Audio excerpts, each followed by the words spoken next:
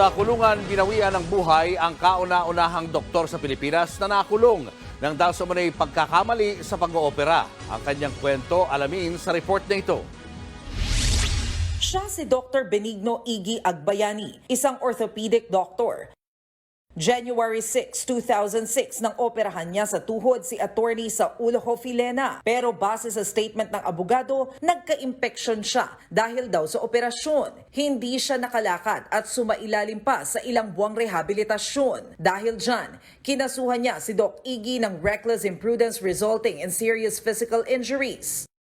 2013 nang makonvict ang doktor sa Manila Metropolitan Trial Court. Pero ngayong 2023 lang siya nakulong. Ito ang unang pagkakataon sa medical community na nakulong ang isang doktor para sa ganitong kaso. Tanging sa mga liham na lang sa kanyang mga mahal sa buhay na ilalabas ni Doc Iggy ang kanyang damdamin. Noong Hunyo, sabi niya, mahirap daw isulat ang kalungkutan.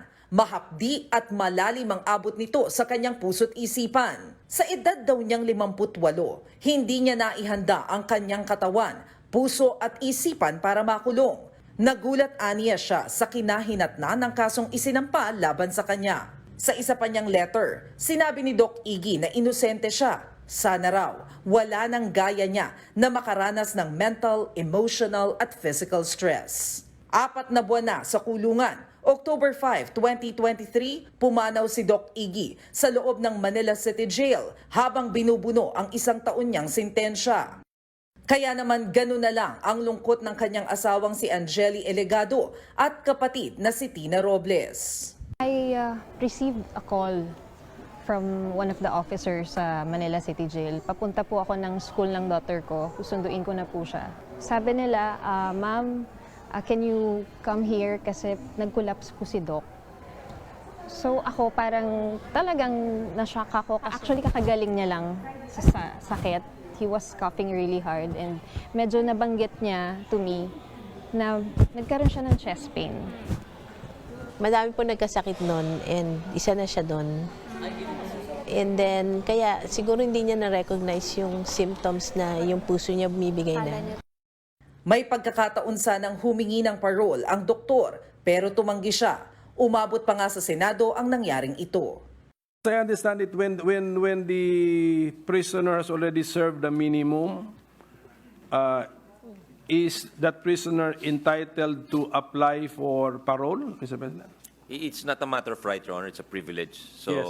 if you have previous records, if you're a recidivist, you're not allowed to avail of those. Does that extend to a convict sentence to 1 month and 1 day to 1 year and 1 day?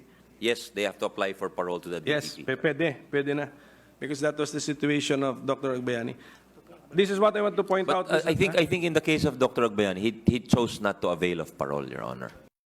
Ang hiniling daw ni Doc Iggy ay magkaroon ng judicial review para mapatunayang wala siyang nagawang mali sa kanyang pasyente. Sinang-ayunan naman yan ng Philippine Medical Association at ng ilang samahan ng mga doktor. Yung details about how everything was processed. Ang ano natin is para mabusisi ba ang nangyari. Kasi alam mo, minsan iba ang salita namin mga doktore, di ba? Minsan iba ang appreciation ng patient. Minsan we have to explain more at maiwasan ang mga ganyang pangyayari. Sinubukan naming kunin ang panig ni Attorney Hofilena pero wala pa siyang sagot. Nagbabalita mula sa Frontline, Maricel Halili, News 5.